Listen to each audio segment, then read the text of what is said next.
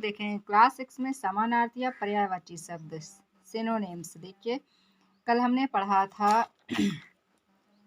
शब्दों का वर्गीकरण जो कितने प्रकार से होता है, 4 प्रकार से होता है। अर्थ की दृष्टि से, उत्पत्ति और व्युत्पत्ति, वाक्य में प्रयोग की दृष्टि से शब्दभेद। ठीक है, जिसमें हमने पढ़ा था अर्थ की दृष्टि से शब्दभेद। तो अर्थ की दृष्टि से हमने कितने पढ़े थे, 2 शब्द भेद पढ़े थे, सार्थक शब्द और निरर्थक शब्द।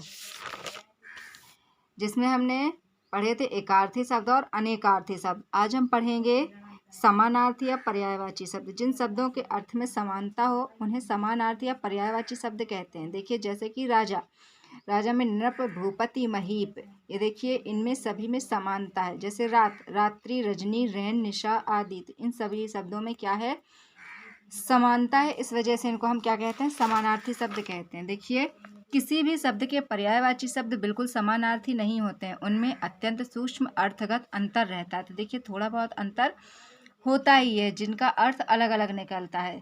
जैसे कि हम कह सकते हैं जल और पानी परस्पर पर्यायवाची शब्द हैं, परंतु दुर्गंध युक्त पानी को जल नहीं कहा जा सकता। देखिए यदि अगर पानी गंदा है और उसमें दुर्गंध आ रही है तो हम उसको जल नहीं कह सकते हैं। जल कैसा होता है, साफ होता है, स्वच्छ होता है। इस वजह से जो गंदा जल है उसको हम जल नहीं कह सकते हैं। अब हम देखेंगे विपरीतार्थी या विलोम शब्द, एंटोनिम्स। देखिए विपरीत अर्थ को प्रकट करने वाले शब्द विपरीतार्थी अथवा विलोम शब्द कहलाते हैं। जैसे कि राजा, रंक, मित्र, शत्रु, ये एक दूसरे के अपोजिट में, इसलिए ये सभी परस्पर विपरीत अर्थ वाले शब्द हैं। तत्सम शब्द का विलोम तत्सम तथा तद्भव शब्द का विलोम तद्भव में ही दिया जाना चाहिए। तो देखिए अब हम पढ़ेंगे तत्सम और तद्भव शब्द। तो जो तत्सम शब्द होते हैं उनका अर्थ कैसा होना चाहिए, तत्सम में ही होना चाहिए, और जो तद्भव होते हैं उनका अर्थ कैसा होना चाहिए, तद्भव में ही होना चाहिए। हम देखेंगे निरर्थक शब्द किसे कहते हैं। देखिए सार्थक और निरर्थक हमने देखा था।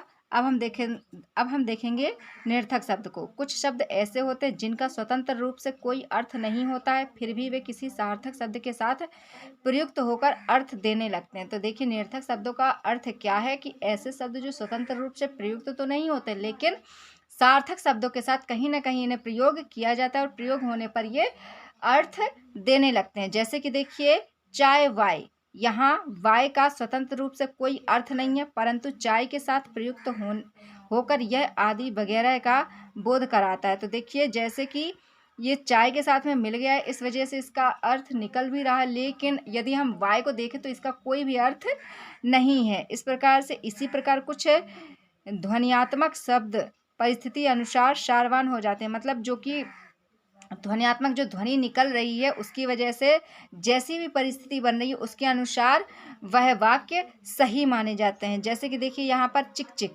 ठक ठक आदि ऐसे शब्दों का अपना कोई अर्थ नहीं होता, तो अब इनका कोई भी अर्थ नहीं है, लेकिन जब ये किसी शब्द के साथ मिलेंगे तब इनका अर्थ निकल आएगा। इसलिए कहते हैं, चलिए like and subscribe. Next video में हम देखेंगे, नेक्स्ट वीडियो को हम जल्दी ही लेकर आएंगे। तब तक के लिए लाइक एंड सब्सक्राइब।